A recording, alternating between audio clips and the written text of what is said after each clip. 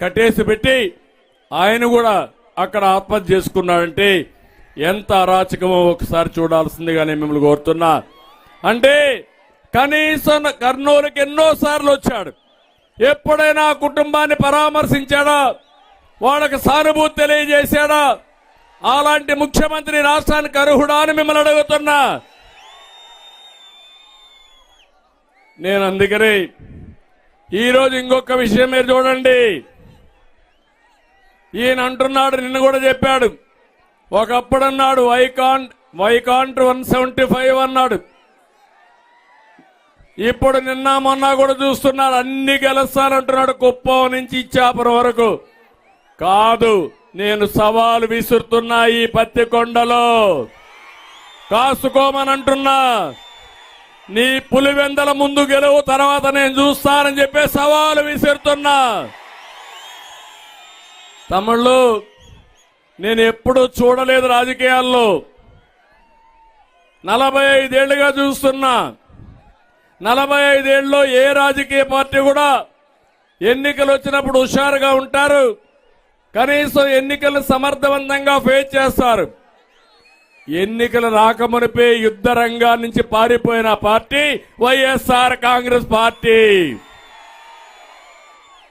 68 మంది ఇప్పటికే అభ్యర్థుల్ని మార్చాడు. దాంట్లో 29 మందికి సీట్లు ఇవ్వనున్నాడు. దీంట్లో మెజారిటీ ఎస్సీలు, ఎస్టీలు, బీసీలే ఉన్నారు. నేను అడుగుతున్నా, ఈరోజు ఇక్కడంతా రౌడీజం చేస్తున్నారు, దోపిడీ చేస్తున్నారు. వాళ్ళని మాత్రం మార్చడం లేదు. ఎవరైతే బీసీలు ఉన్నారో వాళ్ళని మార్చే పరిస్థితికి వచ్చాడు. ఈరోజు 10 మంది మంత్రులు పోటీ చేయడం లేదు. అందులో 9 మంది బలహీన వర్గాలే ఉన్నారు.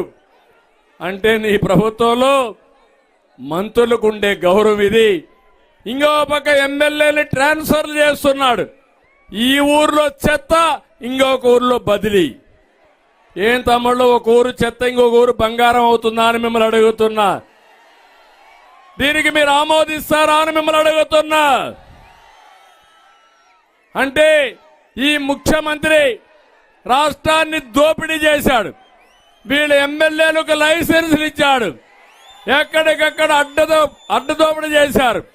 చేసి ఈరోజు వాళ్ళ వల్ల చెడ్డ పేరు వచ్చింది కాబట్టి నిన్ను మారుస్తానంటున్నాడు.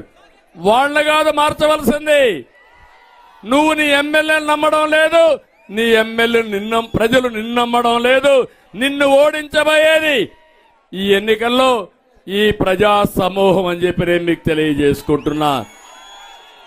అందుకే ఒక విషయం మీరు చూస్తే, వైఎస్ఆర్ కాంగ్రెస్ పార్టీకి ఒకటే అడుగుతున్నా. నేను ఈ కర్నూలు నియోజకవర్గంలో ఒక్క పని మీరు చేశారా అని అడుగుతున్నా. ఒక్క అభివృద్ధి కార్యక్రమం మీరు చేశారా అని మళ్ళా నిలదీస్తున్నా. ఒక్క అభివృద్ధి కార్యక్రమం చేయలేదు. సంక్షేమ కార్యక్రమాలు చేశామని ఉదరగొడుతున్నారు.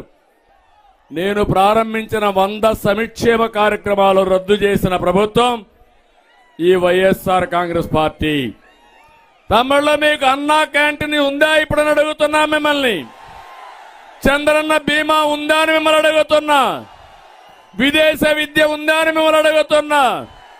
బీసీలకు, ఎస్సీలకు, ఎస్టీలకు, మైనారిటీలకి నిధులు పెట్టాడా అని మిమ్మల్ని అడుగుతున్నా. ఏది లేకుండా మిమ్మల్ని అందరినీ కూడా ఇబ్బంది పెట్టే పరిస్థితికి వచ్చాడు. సమాజంలో ప్రతి ఒక్కరూ బాధితులే, అందులో నేను కూడా బాధితుడిని. అవునా కాదా అని మిమ్మల్ని అడుగుతున్నా. ఎన్ని తప్పుడు కేసులు పెట్టారో ఒక్కసారి మీరు ఆలోచించమని కోరుతున్నా. ఇలాంటి దుర్మార్గమైన పార్టీని మన జీవితంలో ఎప్పుడైనా చూసావా తమ్ముళ్ళు అని అడుగుతున్నా. అందుకే నేను అంటున్నా, జగన్మోహన్ రెడ్డిని ఓడించడానికి జనం ఊరూరు సిద్ధంగా ఉన్నారు.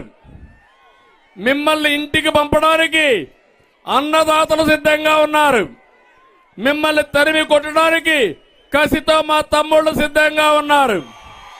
మీ జెండా పాతి పెట్టడానికి ద్రోహానికి గురైన బడుగు బలహీన వర్గాలు సిద్ధంగా ఉన్నారు. నీ అధికార అహంకారాన్ని దించడానికి ప్రభుత్వ ఉద్యోగులు కూడా సిద్ధంగా ఉన్నారు. రేపు ఎన్నికలైన తర్వాత మీ వాళ్లే నీ జెండా పీకేయడానికి కూడా సిద్ధంగా ఉన్నారు. వైఎస్ఆర్ కాంగ్రెస్ వాళ్లే. ఓవరాల్ గా వైఎస్ఆర్ కాంగ్రెస్ పార్టీని భూస్థాపితం చేయాలా లేదా అని మిమ్మల్ని అడుగుతున్నా. ప్రతి ఇంటిని, ప్రతి ఊరిని, ప్రతి ప్రాంతాన్ని నాశనం చేసిన చరిత్రహీనుడు ఈ జగన్మోహన్ రెడ్డి. ఈ జగన్కు తెలిసింది రద్దులు, గుద్దులు, బొక్కుడు, నొక్కుడు, కూల్చివేతలు, దాడులు, కేసులు తప్ప ఏమీ తెలియదు. అందుకే 5 ఏళ్లు బాధపడుతున్నాం. నేను అందుకే భరోసా ఇవ్వడానికి వచ్చా.